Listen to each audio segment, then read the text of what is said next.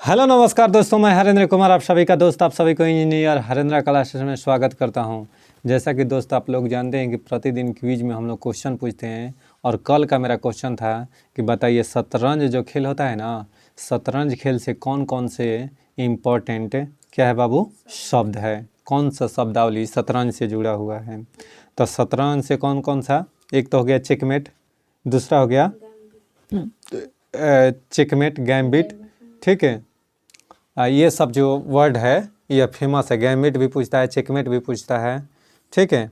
चलिए दोस्त, आज के हम लोग स्टार्ट करेंगे। आज क्या होगा कि आज घटना चक्र के राजनीतिक जो दल होता है ना, राजनीतिक दल के बारे में आज हम लोग सारा के सारा चर्चा करेंगे, ठीक है। किसके बारे में? राजनीतिक दल के बारे में। सुनिएगा, दलीय व्यवस्था राजनीतिक व्यवस्था का एक अंग है। दलीय व्यवस्था जो है वह राजनीतिक व्यवस्था का एक क्या है? अंग है। अब सर दलीय व्यवस्था का मतलब नहीं समझे तो आप लोग सुनते होंगे कि यह भाजपा पार्टी है तो यह कांग्रेस पार्टी है तो यह जेडीयू है तो यह आरजेडी है, ये सब दल है अपना अपना, खुद ही कहते। तो कौन कौन सा दल है, उनको कौन कौन सा किसके पास पावर है कि वह उनको राजनीतिक पार्टी का दर्जा देगा, कितना % सीट लाएंगे, कितने वोट लाएंगे, ये सारा के सारा चीज़ आज हम लोग डिस्कस करेंगे इस वीडियो में, ठीक है। तो दलीय व्यवस्था राजनीतिक व्यवस्था का एक अंग है। लोक प्रतिनिधित्व अधिनियम 1951 राजनीतिक दलों के पंजीकरण का प्रावधान करता है। लोक प्रतिनिधित्व अधिनियम 1951 में पारित हुआ था। यह क्या करेगा कि हर पार्टी को एक पंजीकरण यानी रजिस्ट्रेशन नंबर मिलेगा। हर पार्टी को एक रजिस्ट्रेशन नंबर मिलेगा। यह रजिस्ट्रेशन नंबर पंजीकरण तभी होगा, इसके लिए भी एक क्या है? शर्त है। सुनिए, राजनीतिक दलों का पंजीकरण निर्वाचन आयोग करता है। यानी राजनीतिक दल के पंजीकरण रजिस्ट्रेशन कौन करता है बाबू? निर्वाचन आयोग। अब सर निर्वाचन आयोग की बात आया तो निर्वाचन आयोग का स्थापना कब हुआ था? तो 25 जनवरी 1950 के 25 जनवरी 1950 के निर्वाचन आयोग का स्थापना हुआ था। इसीलिए प्रतिवर्ष 25 जनवरी को राष्ट्रीय मतदाता दिवस मनाया जाता है। प्रतिवर्ष राष्ट्रीय मतदाता दिवस कब मनाया जाता है? 25 जनवरी को। 24 जनवरी को प्रतिवर्ष राष्ट्रीय बालिका दिवस मनाया जाता है। राष्ट्रीय बालिका दिवस कब मनाया जाता है बाबू? 24 अक्टूबर को।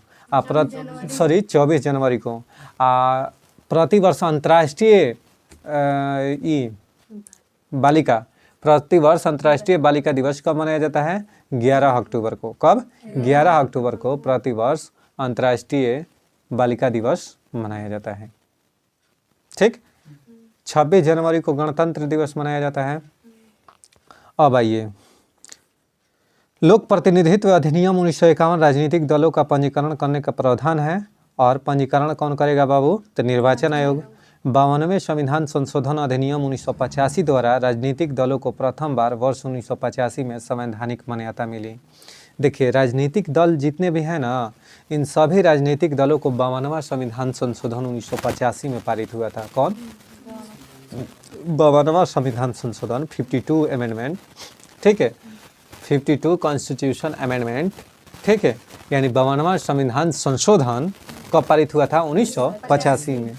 इसी के उपरांत राजनीतिक दलों को क्या मिलने लगा? संवैधानिक दर्जा।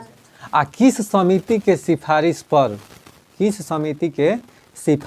पर पंचायत चुनावों को, पंचायती राज व्यवस्था को संवैधानिक दर्जा मिला? एल सिंघवी समिति, ठीक है, के सिफारिश पर पंचायती राज्यों को क्या मिला बाबू? संवैधानिक दर्जा, ठीक है। 1984 CGL 84, 85, 86 याद है? कोई दिक्कत? तो मामला है यहाँ पर कि 52वां संविधान संशोधन 1985 द्वारा राजनीतिक दलों को प्रथम बार 1985 में संवैधानिक दर्जा मिला था, राजनीतिक दल को। अब सर 52वां संविधान संशोधन को देखकर क्या ख्याल है कि 52वां संविधान संशोधन 10वीं अनुसूची 10 बहाने करके ले गया दिल। 10 बहाने करके ले गया दिल, यानी कहने का मतलब है कि 10वीं अनुसूची में 52वां संविधान संशोधन 1985 के द्वारा दल बदल कानून पारित किया गया। कब? 1985 में। नहीं, तो 10वां अनुसूची में दल बदल कानून है। कब? तो 52वां संविधान संशोधन 1985 द्वारा दल बदल कानून को पारित किया गया था। कोई दिक्कत? समझ में आ रहा है ना? एक क्वेश्चन से देखो कहाँ से इंटरलॉक किए हैं, याद कर लीजिएगा। सुनिए, तो 52वें संविधान संशोधन 1985 द्वारा ही क्या हुआ था? राजनीतिक पार्टी को संवैधानिक दर्जा मिला था। यह अधिनियम 1 मार्च 1985 को लागू हुआ, यानी 1985 में संवैधानिक संशोधन द्वारा यह मान्यता मिला और यह 1 मार्च 1985 को लागू हो गया। ठीक, अब सुनिएगा, 91वां संविधान संशोधन 2003 द्वारा 10वीं अनुसूची में संशोधन किए गए। यानी देखिए 10वीं अनुसूची में संशोधन करके 2003 में 10वीं अनुसूची में संशोधन किया गया। भारत के विभिन्न राजनीतिक दलों को राष्ट्रीय या राज्य स्तरीय पार्टी को मान्यता देने का अधिकार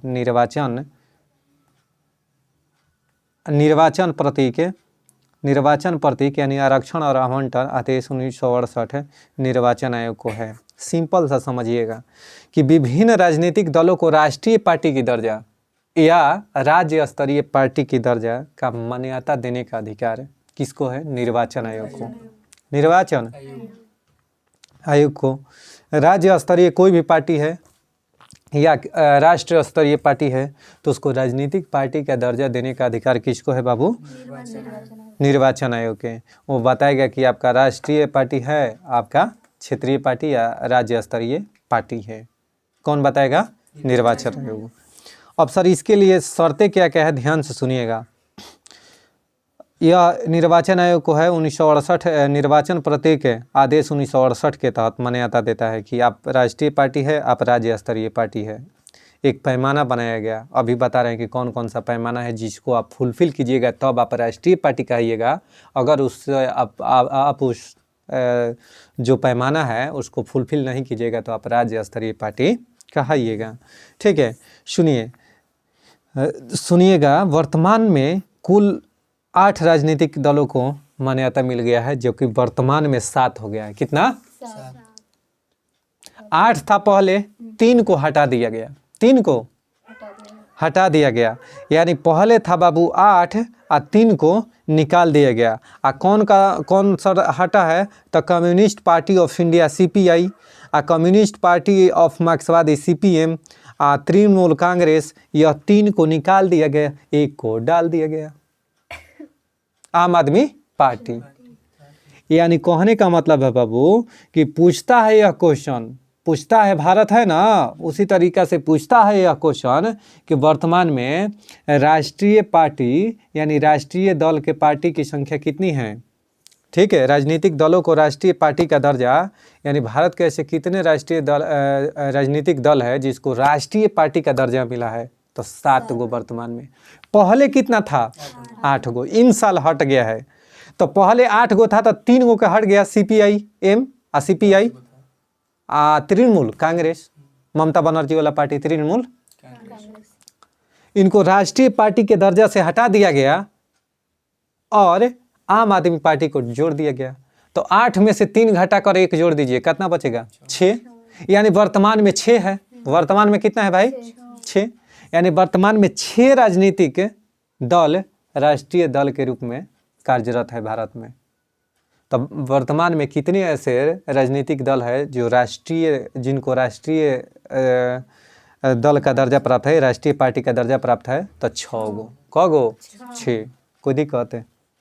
ठीक, अब सुनिएगा कौन कौन निकाल दिया गया, ये भी ध्यान दीजिएगा। CPIM एगो तृणमूल कांग्रेस। ठीक ना? अब आइए, अब इस सर काहे निकला आ काहे जुटा आम आदमी पार्टी का? ओकर मौसा थे ना, वो जो पैमाना है उसको फुलफिल करेगा। अब सर आपके मन में क्यूरियोसिटी आ रहा होगा कि सर बताइए ना कि उनको है क्या चीज़ हवा, वो चीज़ हवा आखिर है क्या जिसको कि लिए कि राष्ट्रीय पार्टी इसको निकाल क्यों दिया गया सर? तो बहुत इंटरेस्टिंग कहानी आप सुनिए आगे। कह रहा है कि पहले तो जानिए कि भारत में वयस्क मताधिकार है। भारत में कौन मताधिकार है? मतलब यानी कहने का मतलब है कि जब कोई व्यक्ति 18 साल का हो जाएगा तभी वो मतदान करेगा। बिलो 18 डजंट वोट नहीं कर सकता है। कोई दिक्कत? अब सर वयस्क मताधिकार कौन बता देगा कि कितने अनुच्छेद में है वयस्क मताधिकार? कितना? 326। बहुत बढ़िया, ठीक है। यानी अनुच्छेद 326 में है कि वयस्क मताधिकार होगा। कौन मताधिकार होगा?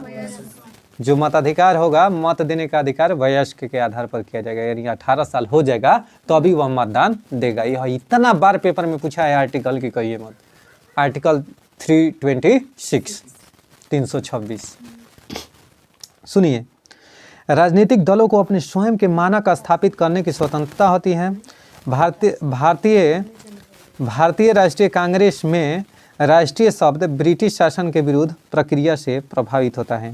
यानी भारतीय राष्ट्रीय कांग्रेस में राष्ट्रीय शब्द जो है ना, ब्रिटिश शासन के विरुद्ध प्रतिक्रिया से प्रभावित है। यानी भारतीय राष्ट्रीय कांग्रेस में जो राष्ट्रीय लगा है ना, तो इसका अर्थ इसलिए कहा गया है राष्ट्रीय, क्योंकि ब्रिटिश राजनीति के या ब्रिटिश शासन के विरुद्ध प्रतिक्रिया से प्रभावित था। कौन? राष्ट्रीय। आ कांग्रेस का अर्थ होता है लोगों का संघ, समूह। पढ़ाए हैं। अब भारतीय राष्ट्रीय कांग्रेस पार्टी की स्थापना कब? 28 दिसंबर 1885 को। 28 दिसंबर 1885 को भारतीय राष्ट्रीय कांग्रेस पार्टी की स्थापना हुआ था। अब मुंबई में। कहाँ पर? इसके प्रथम अध्यक्ष कौन थे? WC बनर्जी। किसने स्थापना किया था? A O Hume. एओ ह्यूम का फुल फॉर्म क्या है? Allan Octavian Hume. Allan Octavian Hume. Allan Octavian Hume को हर्मिट ऑफ शिमला क्यों कहते हैं? एलेन ऑक्टेन ह्यूम को हर्मिट ऑफ शिमला कहा जाता है। क्यों कहा जाता है आप लोग बताइए? शिमला में रह गए थे कहीं और के, ठीक है। ब्रिटिश के द्वारा वो ये थी करके यहाँ पर शासन की ये थी बन के, अधिकारी बन के आए इंडिया में, और उसके बाद में शिमला में बस गए। हाँ, शिमला भेज दिया गया। उदार भाग। हाँ, कहानी सुनिए। यह ऐसे ऑफिसर थे जो अंग्रेजों के प्रति, जो अंग्रेजों से गलत करवाया जाता था तो उसको यह सहन नहीं करते थे। यानी वह वैसा करने के लिए तत्पर नहीं होते थे। इसलिए इनको क्या कर दिया गया? ये क्या कर दिए कि खुद से रिजाइन दे दिया गया। यानी इनको रिजाइन दिवा दिया गया, यानी इनको हटा दिया गया पद से।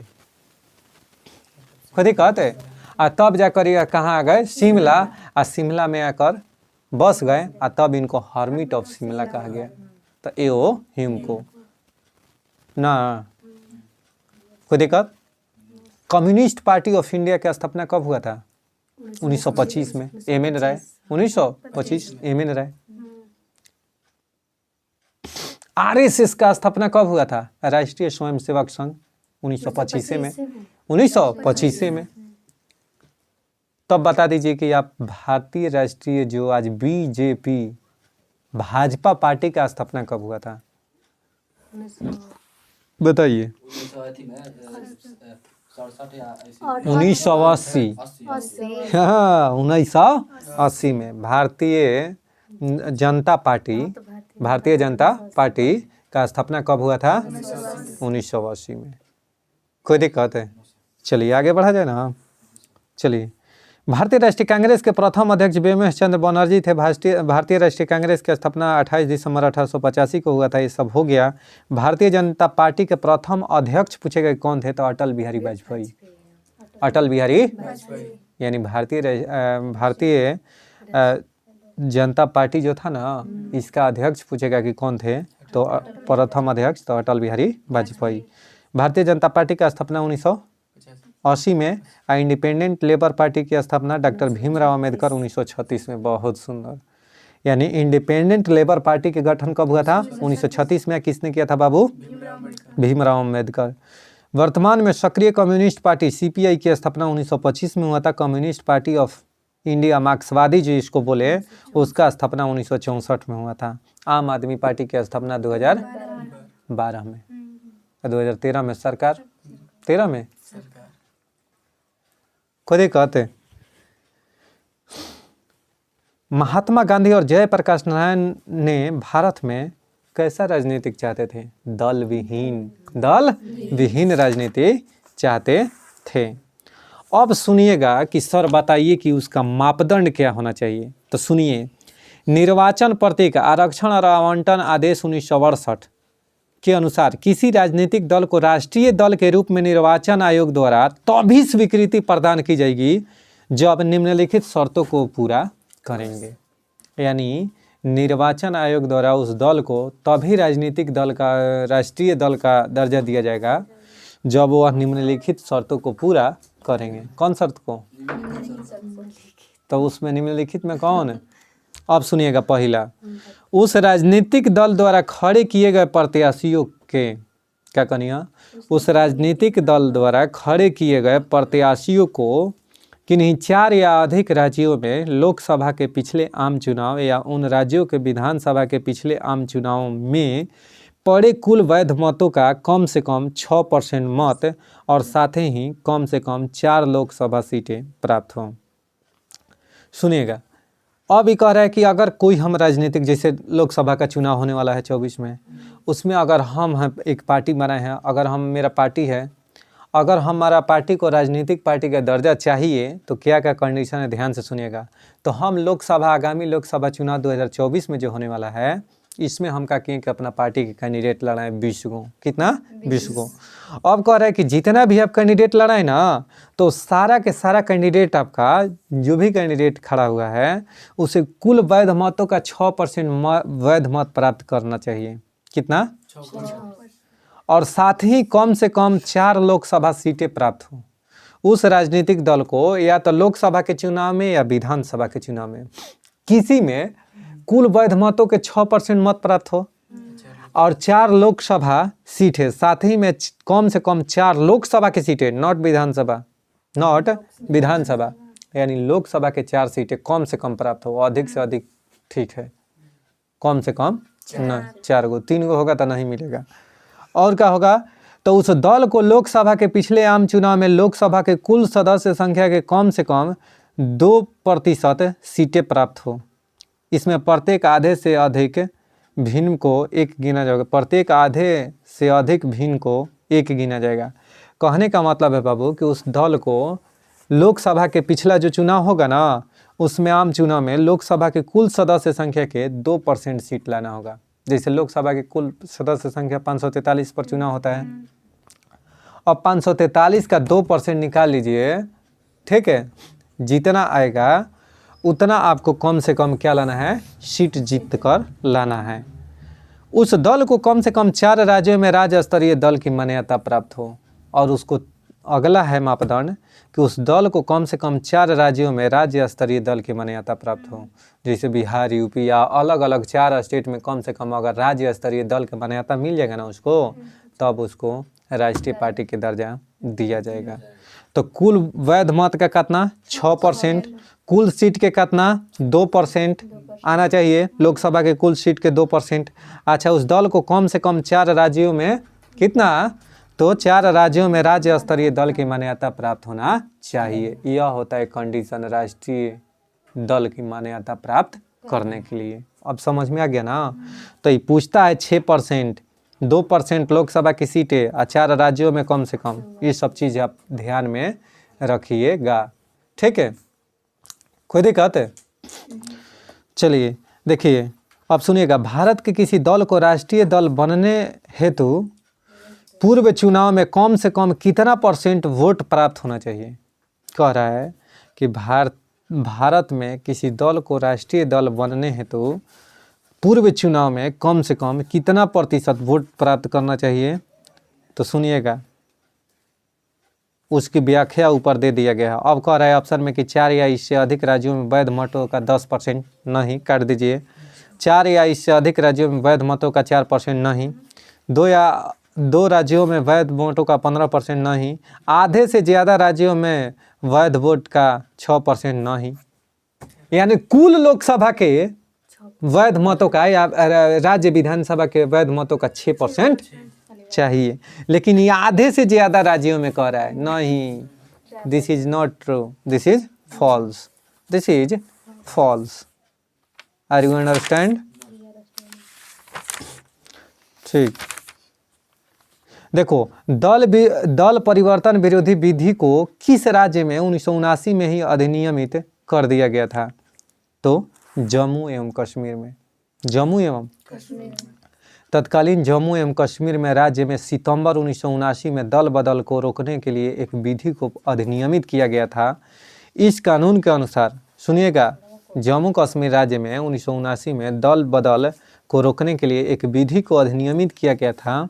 इस कानून के अनुसार यदि विधानसभा या विधान परिषद का कोई सदस्य अपनी पार्टी को जिसके टिकट पर वह निर्वाचित हुआ है अगर छोड़ता है, अगर उस पार्टी को छोड़कर दूसरा पार्टी में जाता है, ठीक है, तब क्या होगा? तो इस कानून के अनुसार यदि कोई सदस्य किसी विषय पर पार्टी द्वारा दिए गए निर्देश या हित के विरुद्ध में सदन में मत देता है या पार्टी के आदेश का उल्लंघन करता है या बिना पूर्व स्वीकृति के अनुपस्थित रहता है तो उसकी सदस्यता समाप्त की जाएगी।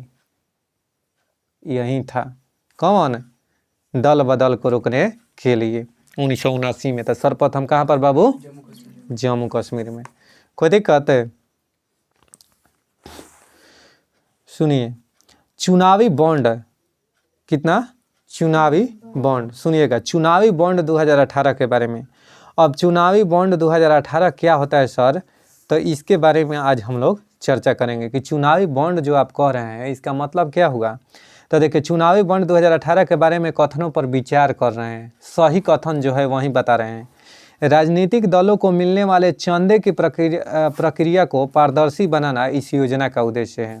कहने का मतलब बाबू, ये कोई भी राजनीतिक पार्टी है अगर वो चंदा पर चुनाव लड़ता है, चंदा पर, चंदा माने लड़की नहीं समझिए, चंदा माने रुपया पैसा, ठीक है, यानी चंदा पर चुनाव लड़ता है तो राजनीतिक दलों को मिलने वाले चंदे की प्रक्रिया को पारदर्शी बनाना होगा, यानी उसको दिखाना होगा कि हमको इतना रुपया चंदा के रूप में मिला। जैसे पिछला लोकसभा चुनाव में कन्हैया कुमार को आप लोग नाम जानते होंगे, बेगूसराय जिला के शेर, बब्बर शेर, बहुत बेमिसाल जिंदाबाद आदमी, ठीक है।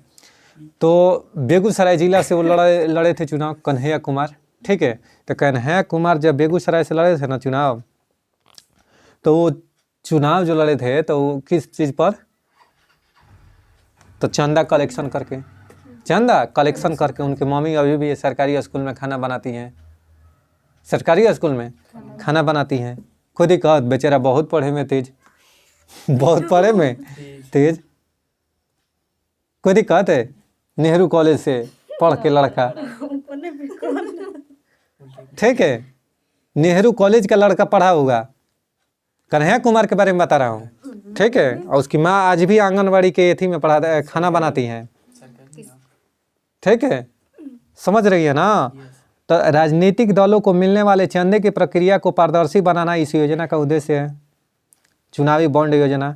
चुनावी बॉन्ड जारी होने की तिथि से 15 कैलेंडर दिवस तक वैध रहेंगे, यानी चुनावी बॉन्ड जारी होने की तिथि से, आज चुनावी बॉन्ड जारी हुआ ना, तो 15 कैलेंडर दिवस यानी 15 दिन तक यह क्या करेगा? जारी रहेगा।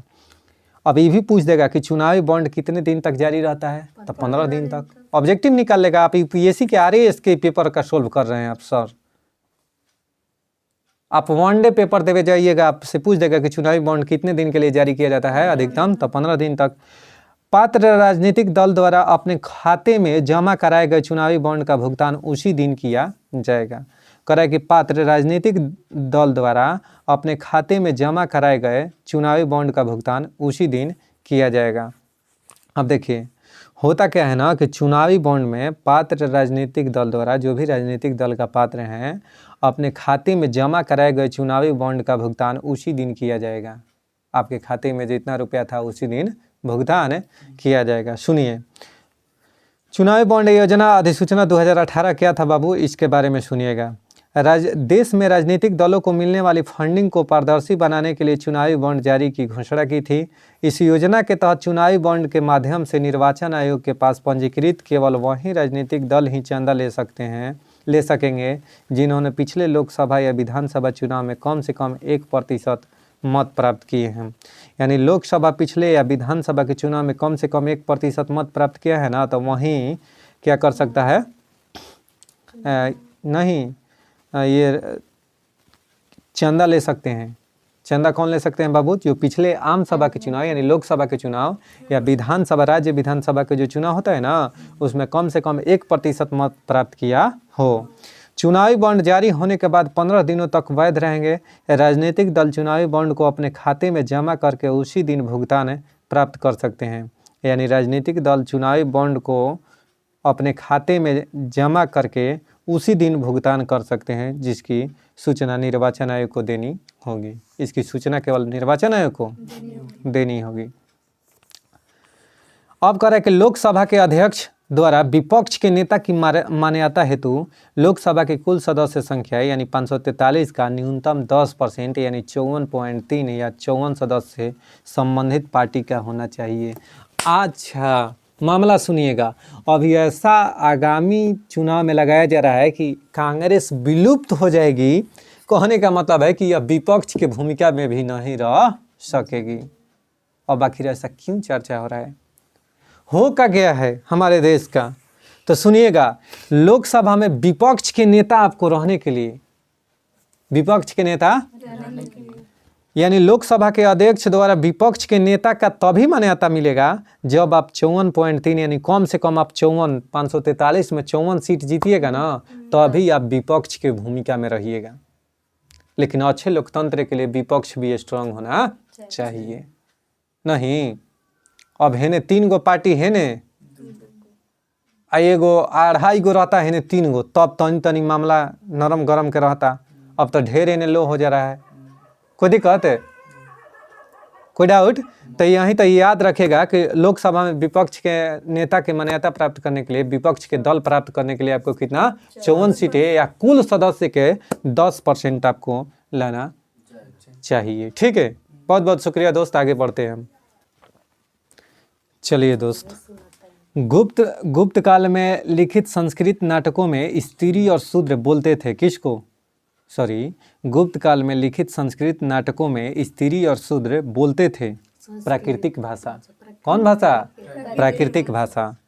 ठीक, गुप्त काल में लिखित सांस्कृतिक नाटक जितने भी थे ना बाबू, उसमें स्त्री और शूद्र जो बोलते थे वह प्राकृतिक भाषा बोलते थे, जबकि उच्च वर्ण के लोग संस्कृत भाषा बोलते थे। यानी जो उच्च वर्ण के लोग थे वो संस्कृत, और जो शूद्र थे वह कौन सा भाषा? प्राकृतिक भाषा बोलते थे। यह IAS 1995 का क्वेश्चन है। IAS 1995 के सोचिए। सती प्रथा का प्रथम अभिलेखीय साक्ष्य कहाँ से प्राप्त हुआ है बाबू? तो एरण से। कहाँ से? एरण अभिलेख से। यानी सती प्रथा का प्रथम अभिलेखीय साक्ष्य कहाँ से प्राप्त हुआ है? एरण अभिलेख से।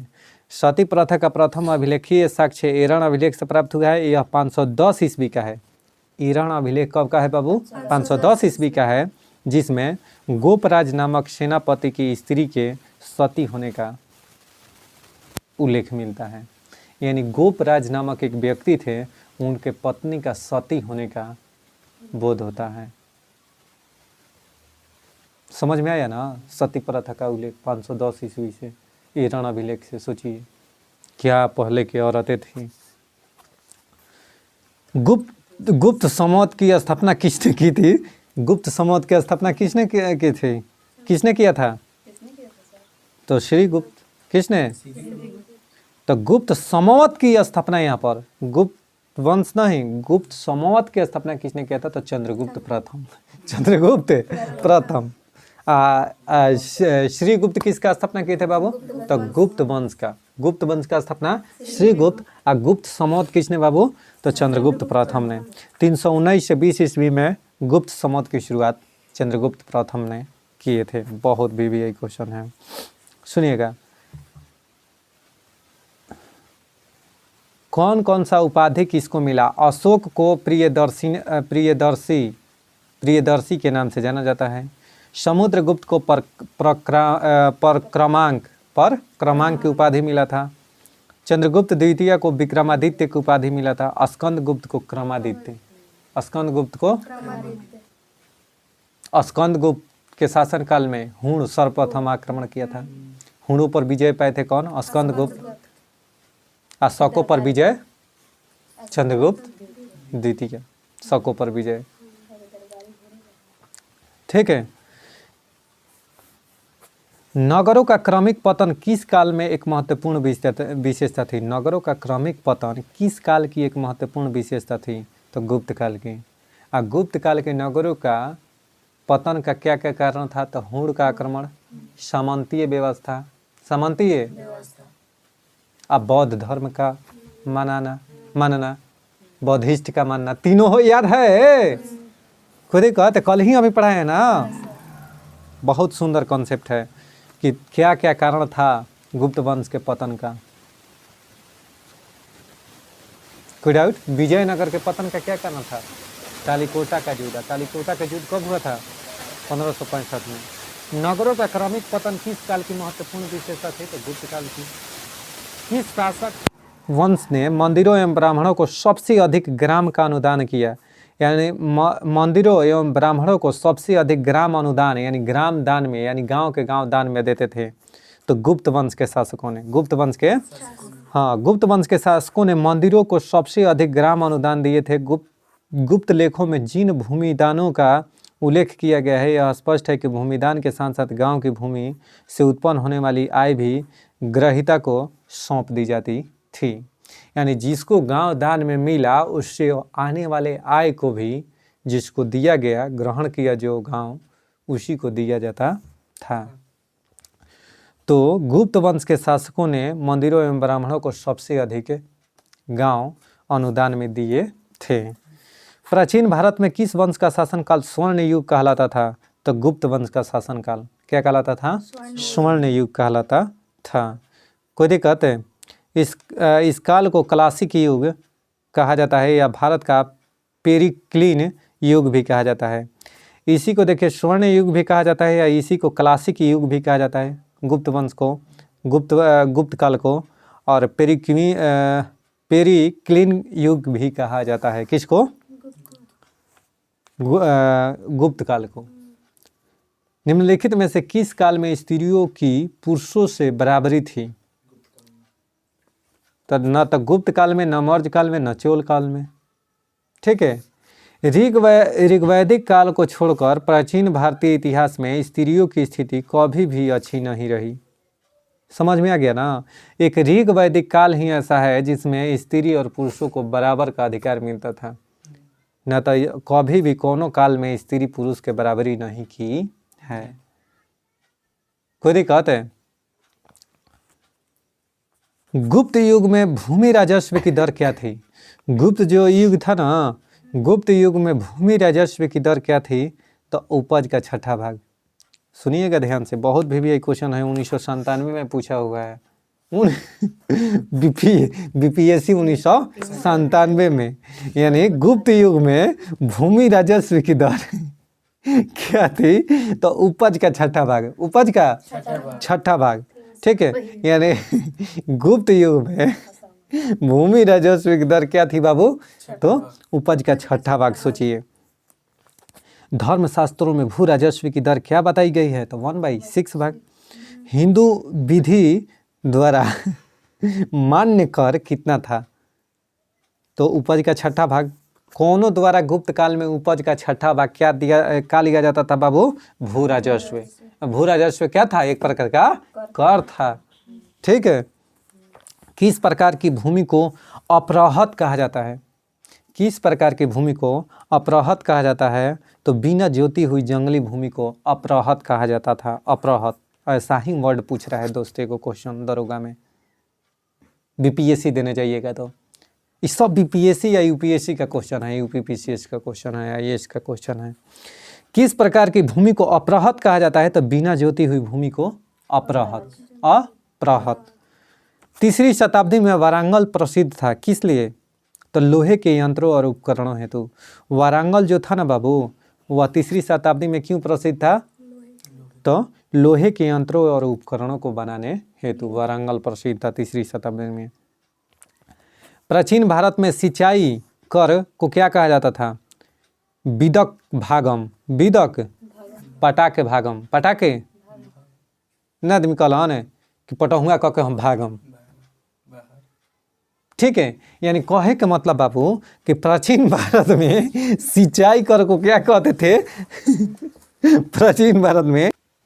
चलिए दोस्त, आइए तो भारत के इतिहास के संदर्भ में कुल्लेवाप तथा द्रोणवाप शब्द किसको निर्दिष्ट करता है?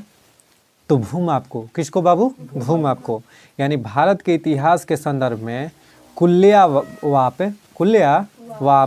तथा द्रोणवाप शब्द किसको निर्दिष्ट करता है? भूमाप को, भूमि के माप को। गुप्त साम्राज्य द्वारा निम्न में से किन्हें कर रहित कृषि भूमि प्रदान की जाती हैं? तो ब्राह्मणों को। ब्राह्मणों को गुप्त साम्राज्य में ब्राह्मणों को कर रहित कृषि भूमि प्रदान की जाती थी। कर रहित कृषि भूमि प्रदान की जाती थी। किसको बाबू? ब्राह्मणों को। देखो, गुप्त काल में मंदिरों और ब्राह्मणों को जो भूमि दान में दी जाती थी उसे अग्रहर कहा जाता था। क्या कहा जाता था? अग्रहर कहा जाता था। ऐसी भूमि सभी प्रकार के करों से मुक्त होती थी। अच्छा, उसके ऊपर धारकों का पूर्ण स्वामित्व होता था। इस प्रकार भूमि दान एकमात्र उद्देश्य धार्मिक एवं शैक्षणिक था। यानी भूमि तभी दिया जाता था, एक तो धार्मिक अनुष्ठान के लिए और दूसरा शैक्षणिक अनुष्ठान के लिए। ठीक है, आइए प्राचीन भारत के गुप्त राजवंश के समय के संदर्भ में नगर घंटाशाला, कुदरा तथा चौल किस लिए विख्यात थे? तो विदेशी व्यापार करने वाले बंदरगाह के लिए। विदेशी व्यापार करने वाले बंदरगाह के लिए प्रसिद्ध थे। कौन बाबू? नगर घंटाशाला, कुदरा तथा चौल किस लिए प्रसिद्ध था? विदेशी व्यापार करने वाले बंदरगाह के लिए। तोरमाड़ किस जातीय दल का नाम था? तो हुड़ का। हुड़ वंश के संस्थापक कौन था? तोरमाड़। कौन था? तोरमाड़। ठीक। किसने हुड़ शासक मिहिर कुल को पराजित किया था? तो यशोधर्मन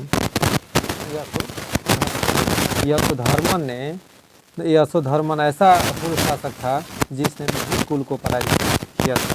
हुड़ शासक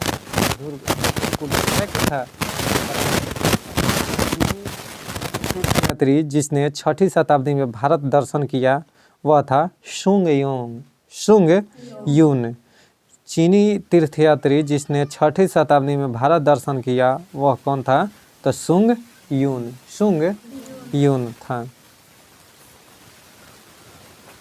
चीनी यात्री शुंग यून भारत कब आया था बाबू? तो 518 से 521 ईस्वी तक भारत की यात्रा किया था। 518 से 521 ईस्वी के बीच वह क्या किया था? भारत की यात्रा किया था। निम्नलिखित कथनों पर ध्यान पूर्वक पढ़िए, सुनिएगा। सही कथन बता रहा हूँ। गुप्त सम्राट स्वयं के लिए दैवीय अधिकारों का दावा करते थे। जो गुप्त सम्राट थे ना, वह स्वयं के लिए दैवीय अधिकारों का दावा करते थे। अच्छा, उन्होंने भूमि दान की परंपरा को विस्तारित किया। गुप्त शासक जन्मे करती थी, भूमि दान दिया जाता था, उसे अग्रहार कहा जाता था। क्या कहा जाता था? अग्रहार। ठीक है, अग्रहार कहा जाता था। जो भूमि और धार्मिकों और ब्राह्मणों को दिया जाता था उसे क्या कहा जाता था? अग्रहार। और वह कोई भी कर से मुक्त था, यानी कोई भी उस पर टैक्स नहीं लगता था। गुप्त काल के दौरान भारत में बलात् श्रम विष्टि के संदर्भ में निम्नलिखित में से कौन सा कथन सही है? तो इसे राज्य के लिए आय का स्रोत जनता द्वारा दिया जाने वाला एक प्रकार का कर माना जाता था। गुप्त काल के दौरान भारत में जो बलात् श्रम था, जो भी बलात् श्रम करवाते थे, बलात् श्रम माने क्या होता है? ठीक है, बलात् श्रम माने क्या होता है कि 18 वर्ष से जो कम होते हैं, ठीक है, या बलात् श्रम माने कोई चीज़ ज़बरदस्ती भी करना, कोई दिक्कत है। तो अगर ऐसा कोई भी काम होता था तो इसे होता था उस समय। इससे क्या होता था कि राज्य के लिए आय का यही स्रोत था, बलात् श्रम। ठीक है, जनता द्वारा दिया जाने वाला यह एक प्रकार का कर माना जाता था।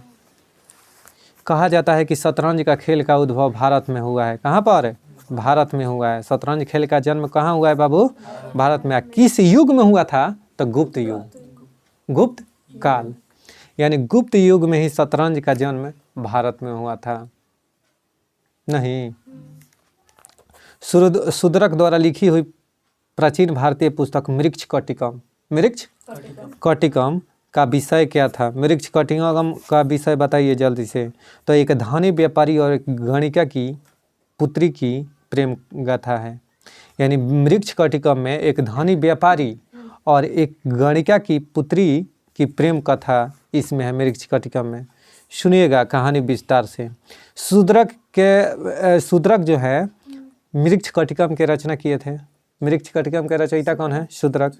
गुप्त काल के शासन व्यवस्था में एक नगर जीवन के विषय में रोचक सामग्री मिलती है। इससे तत्कालीन समाज में होने वाले परिवर्तनों पर प्रकाश पड़ता है यथा इससे पता चलता है कि उज्जैनी में कुछ शूद्र अधिकारी थे। शूद्र बोला जाता था जो निम्न वर्ग के थे, अब वैश्य बोला जाता था व्यापारी वर्ग को। तो शूद्र अधिकारी थे जो अब उन्हें महाकाव्यों एवं पुराणों में श्रवण का अधिकार भी मिल गया था। वस्तुतः इस ग्रंथ में चारुदत्त नामक ब्राह्मण सार्थवाह एवं गणिका की पुत्री वसंत सेना की प्रेम गाथा के बारे में बताया गया है। प्राचीन सांख्य दर्शन किसका महत्वपूर्ण योगदान है बाबू? तो कपिल का संबंध किससे था? सांख्य दर्शन से। कपिल मुनि प्रतिपादित दार्शनिक कौन था? सांख्य दर्शन। पतंजलि योग दर्शन नहीं, गौतम न्याय के, जैमिनी कणाद। सुनिएगा ध्यान से।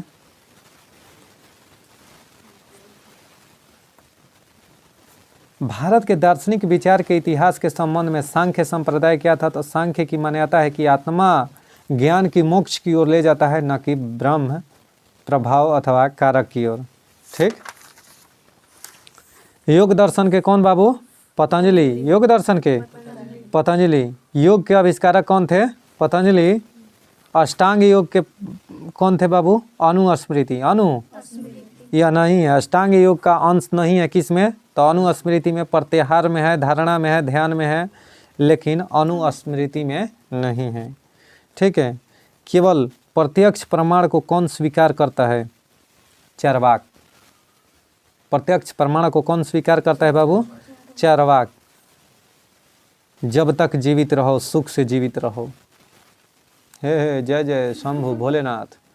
जब तक जीवित रहो सुख से जीवित रहो, चाहे इसके लिए ऋण ही लेना क्यों न पड़े। बाहर जमाना।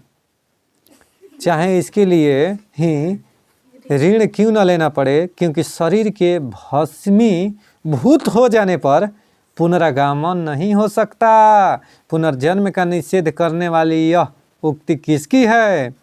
तो चार्वाकों की। किसकी है? ना, यानी इसका चार्वाक ने क्या कहकर गया है वक्तव्य कि जब तक जीवित रहे सुखी से जीवन जियो, चाहे न जीवन सुख में बितावे खातिर कर्ज लेवे के पड़ो, लेकिन जीवन को खुशी में बिताओ।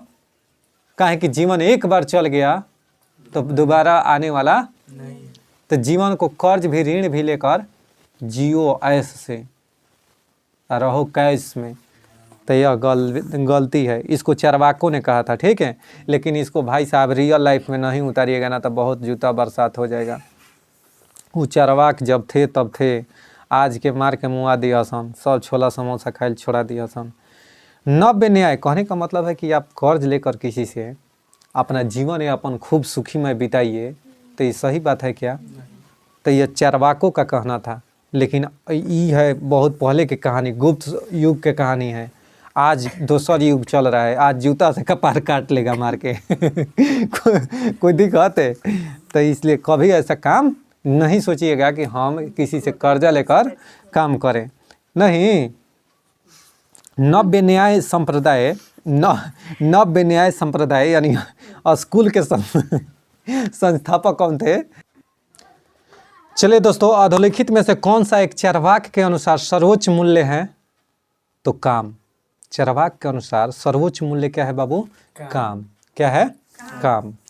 चार्वाक दार्शनिक प्रणाली थे तो लोकायत प्रणाली भी कहलाती थी। यानी चार्वाक दार्शनिक प्रणाली लोकायत प्रणाली भी कहलाती थी। न्याय दर्शन को प्रचारित किया था किसने? तो न्याय दर्शन को गौतम ने प्रचारित किया था। मीमांसा के कणाद। मीमांसा दर्शन को किसने प्रचलित किया था? जैमिनी। मीमांसा के जैमिनी। ठीक है। कणाद कहेगा तो वैशेषिक दर्शन के कणाद थे, वैशेषिक दर्शन के। और जैमिनी किसका थे? मीमांसा के जैमिनी। ठीक है। अच्छा जी, न्याय दर्शन गौतम, कोई दिक्कत है? देखिए, न्याय दर्शन मोक्ष प्राप्त करने के तरीके, न्याय दर्शन में बाबू मोक्ष प्राप्त करने के तरीके तार्किक चिंतन था, तार्किक चिंतन। मीमांसा दर्शन में क्या था कि मीमांसा से कौन? जैमिनी। इसका दर्शन मीमांसा दर्शन में मोक्ष प्राप्त करने के तरीके क्या थे? तो वैदिक अनुष्ठान करना, वैदिक अनुष्ठान करना, यज्ञ वगैरह कराना, इससे आपको मोक्ष मिलेगा, ऐसा मीमांसा दर्शन कहता है। सांख्य दर्शन क्या कहलाता है बाबू? तो वास्तविक ज्ञान का अभिग्रहण करना, जो एक्चुअल में ज्ञान है उसको अभिग्रहण करना यानी ग्रहण करना, वह सांख्य दर्शन कहता है। अब वेदांत दर्शन कहता है कि आत्मज्ञान यानी आत्मा के जो ज्ञान है उसी को क्या कहते हैं? वेदांत दर्शन। उसी से कहता है कि आत्मा ज्ञान से ही मोक्ष की प्राप्ति होगी। गौतम किससे संबंधित है बाबू? न्याय दर्शन, जैमिनी पूर्व मीमांसा, कपिल मुनि सांख्य दर्शन से, बद्रायण उत्तर मीमांसा या वेदांत दर्शन से कौन? बद्रायण। और कणाद मुनि वैशेषिक दर्शन से, पतंजलि योग दर्शन से। पतंजलि योग दर्शन नहीं, कर्म का सिद्धांत मीमांसा से। कर्म का सिद्धांत किससे आता है बाबू? मीमांसा से। चरवाक किस में विश्वास करते थे? तो कर्म में। निम्न में से किस दर्शन का मत है कि वेद शाश्वत सत्य है? मीमांसा। मीमांसा ऐसा मानता है कि वेद शाश्वत क्या है? सत्य है। अपूर्व का सिद्धांत संबंधित है मीमांसा से। अपूर्व का सिद्धांत किससे संबंधित है बाबू? तो मीमांसा से। निम्न में से किस भारतीय दर्शन ने परमाणु सिद्धांत का प्रतिपादन किया था? तो वैशेषिक ने। किसने? वैशेषिक ने। देखिए बीपीएससी 2020 में पूछ चुका है, बीपीएससी 2020 में। निम्न में से किस भारतीय दर्शन ने परमाणु सिद्धांत का प्रतिपादन किया? तो वैशेषिक ने। किसने? वैशेषिक ने।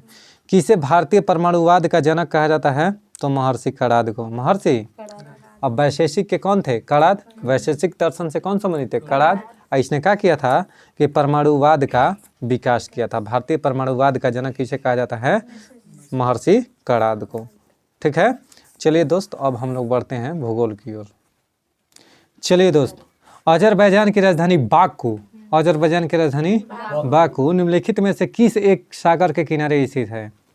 तो कैस्पियन सागर। किसके किनारे स्थित है बाबू? कैस्पियन सागर के किनारे। यानी कहने का मतलब है कि कैस्पियन सागर का क्षेत्रफल कितना है? 3,84,000। 3,71,000 ना, 3,71,000 कैस्पियन सागर का क्षेत्रफल है। अब बताइए, कैस्पियन सागर से सीमा साझा करने वाले देश का क्या नाम है? कराती यानी कजाकिस्तान, आर से रूस, ए से अजरबैजान, टी से तुर्कमेनिस्तान, आई से ईरान। तो ध्यान से सुनिएगा कि जो अजरबैजान है ना, तो अजरबैजान की राजधानी कहाँ है? बाकू।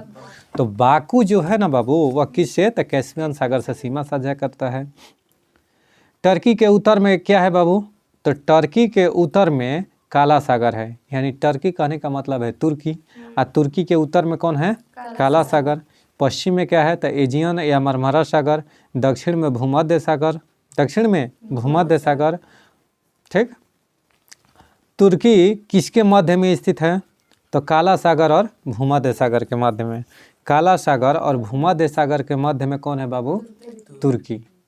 काला सागर और भूमध्य सागर के मध्य में तुर्की स्थित है। आंतरिक सागर किसे कहते हैं? तो कैस्पियन सागर को आंतरिक सागर के नाम से जानते हैं। कैस्पियन सागर को आंतरिक सागर के नाम से जाना जाता है। क्यों सर? क्योंकि यह एक चारों तरफ से लैंड लॉक्ड जैसा है, लैंड लॉक्ड जैसा है, यानी चारों तरफ से कराती, बताए ना, ये सारा देशों से साथ सीमा साझा करता है। कौन? कैस्पियन सागर। यह विश्व की सबसे बड़ी झील है। खारे पानी की विश्व की सबसे बड़ी झील कौन है? कौन है? कैस्पियन सागर। इसका क्षेत्रफल 3,71,000 किलोमीटर स्क्वायर है। जिस महासागर से सारगैसो संबंधित है वह किस महासागर में है? तो उत्तरी अटलांटिक महासागर में। सारगैसो कहाँ है बाबू? उत्तरी अटलांटिक महासागर में। सारगैसो समुद्र की विशिष्टता क्या है? तो विशिष्ट समुद्री वनस्पति। यहाँ पर सारगैसो समुद्र की विशिष्टता क्या है? तो विशिष्ट समुद्री वनस्पति है। एक और बता दे रहा हूँ कि जो सारगैसो सागर है ना, इसका कोई तट नहीं है। कोई तट नहीं। तट कहने का मतलब है कि किनारा कोई नहीं, क्योंकि ये उत्तरी अटलांटिक महासागर में एक है कौन, कैस्पियन से सार्गेसो सागर। तो ये खुद जल के अंदर जल है, तो इसका कोई तट है क्या? तो यही पूछता है पेपर में, पूछता है पेपर कौन सा, कि कौन सा ऐसा सागर है जिसका कोई तट नहीं है, तो वह कौन सा है? सार्गेसो सागर। कौन है? सार्गेसो सागर। इसमें विशिष्ट विशिष्ट समुद्री वनस्पति पाई जाती है। किसमें बाबू? सार्गेसो सागर में। बहुत सुंदर। अधोलिखित सागरों में से किस में तट रेखा नहीं है? तो सार्गेसो सागर आ गया ना। यह यूपीपीसीएस मेंस में पूछा है 2016 में, सोचिए। इटली, सिसिली, सर्डिनिया एवं कोर्सिका से घिरे सागर का नाम क्या है? टेरहेनियन सागर। टेरहेनियन सागर। टेरहेनियन सागर। यह जो है ना, इटली, सिसिली, सर्डिनिया और कोर्सिका द्वीप से घिरा हुआ है। अच्छा सर, भूमध्य सागर के सबसे बड़ा द्वीप का नाम क्या है? सिसिली द्वीप। क्या है? सिसिली द्वीप। निम्नलिखित में से कौन सा देश का युग्म यानी जोड़ा अरल सागर के किनारे स्थित है? तो कजाकिस्तान और उज्बेकिस्तान। कजाकिस्तान और उज्बेकिस्तान अरल सागर के से सीमा साझा करता है, यानी कजाकिस्तान और उज्बेकिस्तान दोनों के बीच में कौन है? अरल सागर। और यह मध्य एशिया में सागर है, यानी यह मध्य एशिया में स्थित एक प्रमुख झील है। कौन? अरल सागर। अरल सागर झील है। निम्नलिखित में से किस अफ्रीकी देश की सीमा भूमध्य सागर से नहीं मिलती है? तो चाड की सीमा भूमध्य सागर से ट्यूनीशिया बताए हैं, मोरक्को बताए हैं, अल्जीरिया बताए हैं, इस सब का सीमा भूमध्य सागर से लगता है ना। आ गया ना आज क्वेश्चन। क्वेश्चन यूपीपीसीएस मेंस 2010 में पूछा है, यूपीपीसीएस मेंस में पूछ लिया है। हमेशा हम गिनाते हैं कि देखिए भूमध्य सागर से कौन कौन सा देश सीमा साझा करता है, तो अंगुरी पर गिनिए तो कौन कौन सा? तो मोरक्को, अल्जीरिया, ट्यूनीशिया, लीबिया, मिस्र, सीरिया, लेबनान, तुर्की, ग्रीस, स्पेन, फ्रांस। कदे कहते इजराइल भी। कोई डाउट? तो ये सब जो देश का नाम बताएं अभी हम, 12 करीब हो जाएगा 13, तो ये सब किससे सीमा साझा करता है? भूमध्य सागर से। तो देखिए उसमें नाम बोला कम है, चाड नहीं, तो यानी सीमा साझा नहीं करता है। ऐसे तैयारी कीजिए। दक्षिण पश्चिमी एशिया का निम्नलिखित में से कौन सा एक देश भूमध्य सागर तक फैला नहीं है? अब सुनिएगा, सीरिया है, लेबनान है, इजराइल है, लेकिन जॉर्डन बताइए, जॉर्डन नहीं है। आ गया ना ये भी क्वेश्चन। IAS प्री 2015, IAS 2015 में क्वेश्चन पूछा हुआ है। सोचिए, निम्नलिखित में से कौन सा सबसे गहरा सागर है? तो दक्षिण चीन सागर सबसे गहरा सागर है। जापान सागर है, बेरिंग सागर है, भूमध्य सागर है, दक्षिण चीन सागर। तो दक्षिण चीन सागर सबसे गहरा सागर है। देखिए काला सागर के उत्तर में तो छोड़ दीजिए। चलिए दोस्त, यहीं पर हम इसको आगे बढ़ाते हैं अब करेंट की ओर। चलिए करेंट में सुनिएगा दोस्त। 1 जुलाई 2023 को किस देश के प्रधानमंत्री ने 101 वर्षीय सिख बुजुर्ग को पॉइंट्स ऑफ लाइट पुरस्कार से सम्मानित किया? तो ब्रिटेन के प्रधानमंत्री। ब्रिटेन के प्रधानमंत्री ने 101 वर्षीय सिख बुजुर्ग सिख बुजुर्ग को पॉइंट्स ऑफ लाइट पुरस्कार से सम्मानित किए हैं। 2 जुलाई 2023 के सूचना अनुसार 2023 में भारत के शीर्ष इलेक्ट्रॉनिक्स निर्यातक के रूप में कौन सा राज्य उभरा है? तो तमिलनाडु। तमिलनाडु जो राज्य है ना बाबू, वह इलेक्ट्रॉनिक्स निर्यातक में शीर्ष पर है भारत में। 2 जुलाई 2023 को किसे यूके इंडिया अवार्ड्स में ग्लोबल इंडियन आइकॉन नामित किया गया है? तो मैरी कॉम। मैरी कॉम को यूके इंडिया अवार्ड्स में ग्लोबल इंडियन आइकॉन नामित किया गया है। किसको? MC मैरी कॉम को।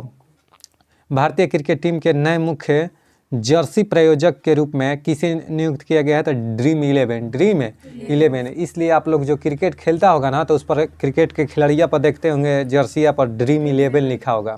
तो वहीं कह रहा है कि 2023 में किसको मुख्य जर्सी प्रायोजक के रूप में नियुक्त किया गया है? तो ड्रीम 11 को। ल्यूसाने डायमंड लीग 2023 किसने जीता है? तो नीरज चोपड़ा। तो डायमंड लीग का संबंध किससे है बाबू? तीरंदाजी से भाला फेंक से। डायमंड लीग का संबंध किससे है?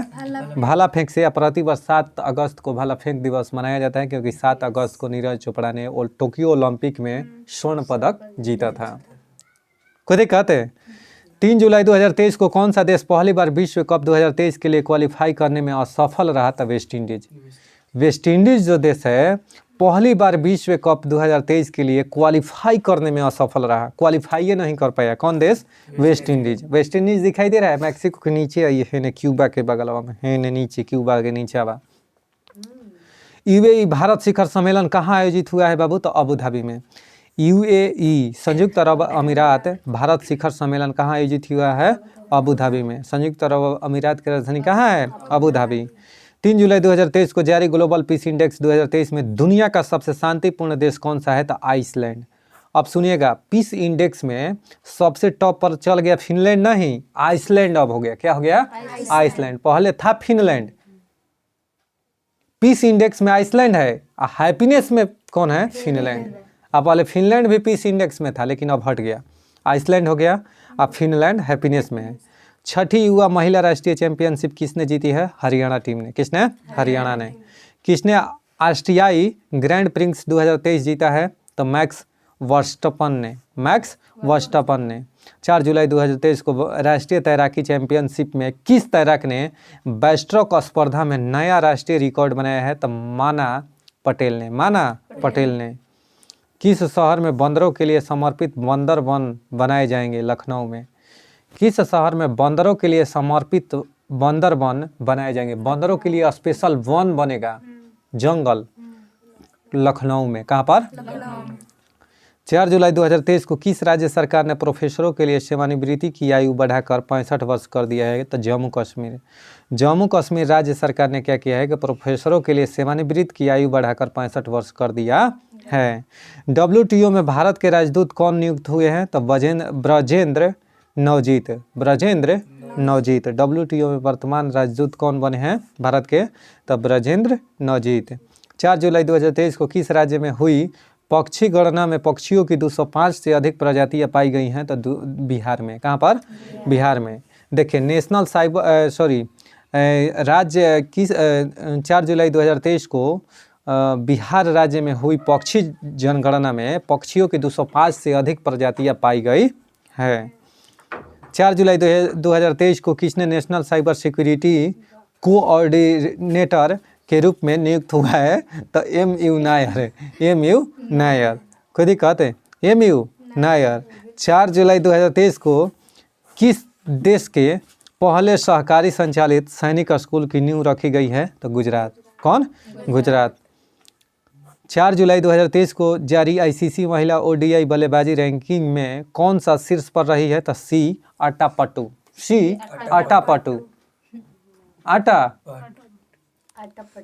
आटापट्टू। भारतीय महिला टीम में जगह बनाने वाली असम की पहली महिला कौन बनी है? तो